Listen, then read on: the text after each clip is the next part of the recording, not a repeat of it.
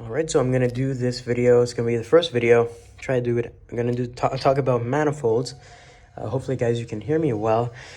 I'm gonna just a quick maybe reminder for the future. This is gonna be like I'm gonna do way better videos than this after.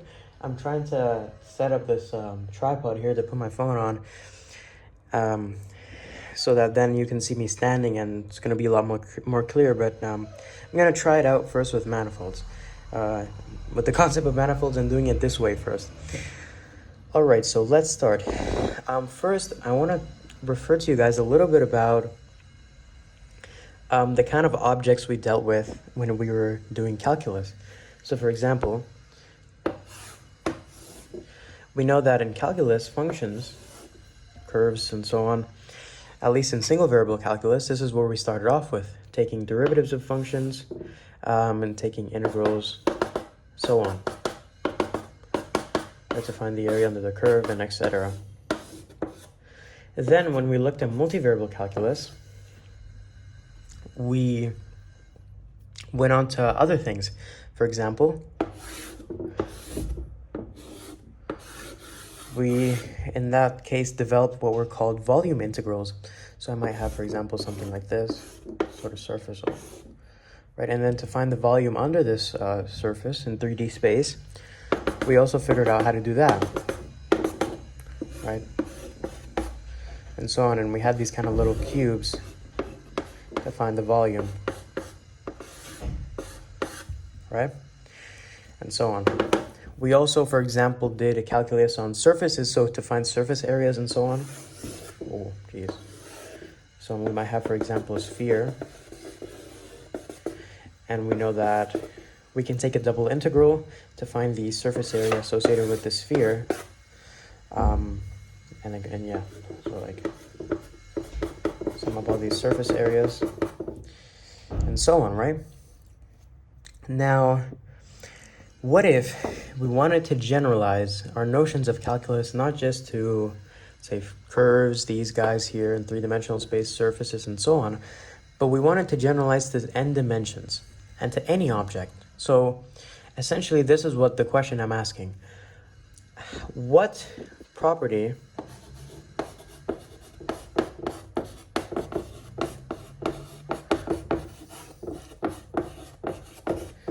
do these guys have in common?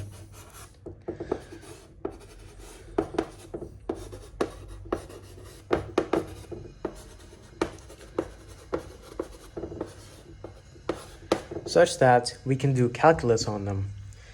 So there's a particular property I'm going to look at later that allows us to do calculus on these objects.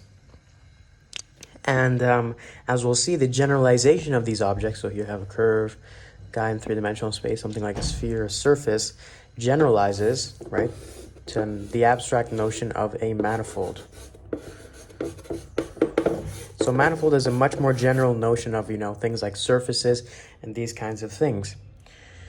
And we can do calculus on manifolds. But what is this property? Okay, hold on. I'm probably going to cut this part out of the video, but gotta erase this a little bit. All right, let's see.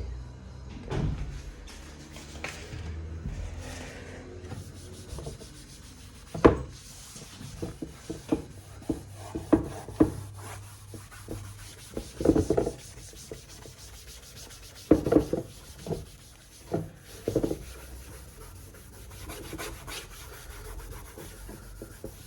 So quickly, this is the diagram. You have things like some sort of surface.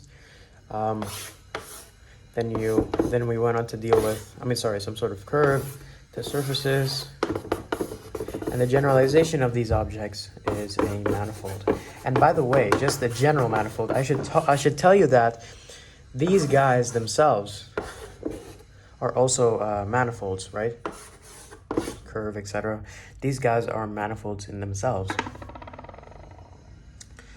Now, all right, so let's get to what we mean by a manifold. I'll give you the intuitive approach, and then I'll look at it a bit more through the eyes of a bit more rigorous lens.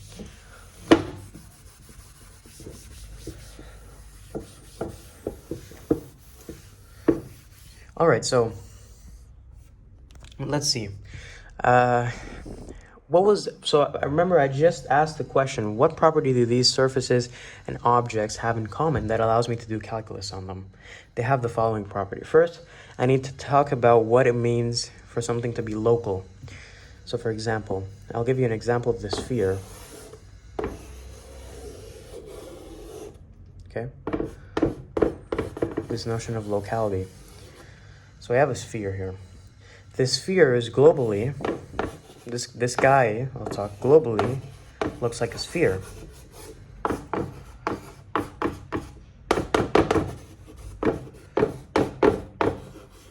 Right? But if I look locally, so on some sort of open patch, for example, right? So physically, I guess, yeah, you could think about this as, looking at things through our eyes, through the eyes of human living on Earth. Well, through the eyes of human living on Earth, locally, the Earth looks flat.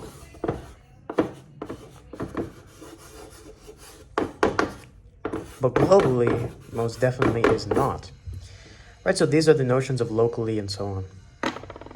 And this is going to really help us define what we mean by a manifold. And I may as well define it right here, or give you the intuitive definition. So a manifold, so the property that all these guys had in common was that locally, all these surfaces that I talked about in the case of the sphere, other surfaces like this guy, more abstract surfaces and so on, all had the property that they locally behaved like Euclidean space. So like here we have R2. Well, that's kind of a weird 2. But that was the property. A manifold can be thought of as an object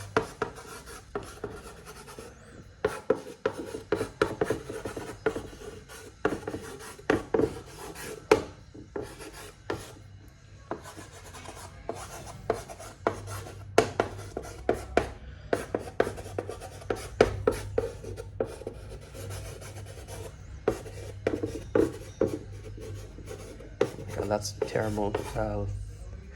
Behaves like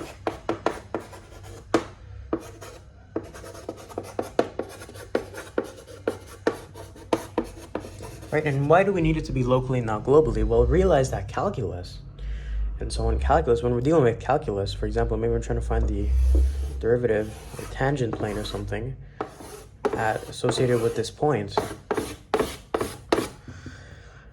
Notice that the derivative is an operation that occurs locally, right? So when I'm taking, again, let's look at the more specific case of a function. When I'm taking the derivative of a function, I'm evaluating the derivative at some point, right? So when you think of the derivative, you think of it as the limit. I'll just quickly write it. Say t goes to 0 of f of x. Okay, it's getting very messy. Minus f of x over, right? It's a limit, right? It's getting smaller and smaller, right? We're taking this limit as smaller and smaller, right? Intervals around this point when we're taking the derivative. Same with integration. In integration, we're dealing with dx's, right? And because we deal with, I guess what we should say is that in calculus we deal with infinitesimals. That's a better way to describe it. Since we deal with infinitesimals in calculus, what we really need is this local property, right? Since calculus is done on Euclidean space, we can say, yeah. For this case, I'll say Euclidean space. Really, this is the property that we need, okay? For our manifold to be an object that can locally be treated as Euclidean space. Because if it can locally be treated as Euclidean space, since we deal with infinitesimals in calculus, we can do calculus on it. Right, and it's this notion of surfaces, okay? Let's talk about a bit more precise definition, which is really the same, but, okay, well, definitely gonna need to get some water. Gonna cut this part out.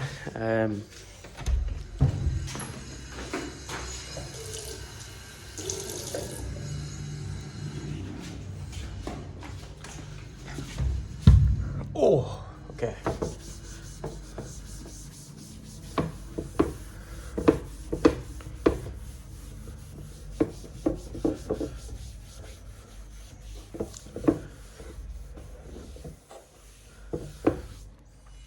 So I am going to assume you know some topology for this, just really basic topology. Oh my god, that... Jeez. Okay. So I'm going to assume you know basic topology. I really don't need to know much. You just need to know what a homeomorphism is. I'm probably still going to explain it, but at least know somewhat what a homeomorphism is and how important open sets are to topology. That's pretty much the notion. All right, so manifold.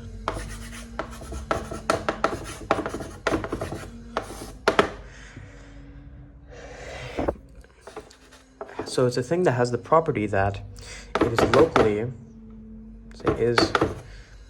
could I say an object, a thing, whatever, is locally homeomorphic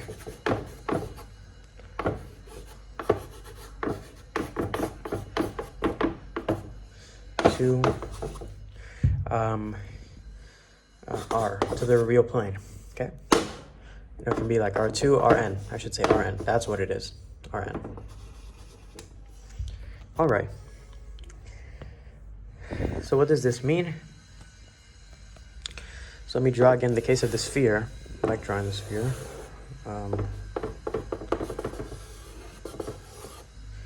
All right, so if I take an open interval here, the topological structure of this open interval is the same as the topological structure of the soft balls in Rn. And I should say a manifold is a topological space. It's a topological space. So again,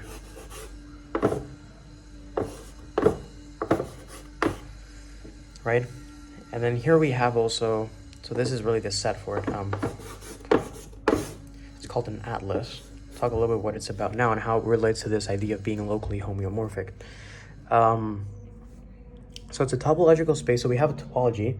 By having it, inducing it, by the way, I should say M is just the set. For example, in the sphere, it's the set of all points at some, for example, radius, etc.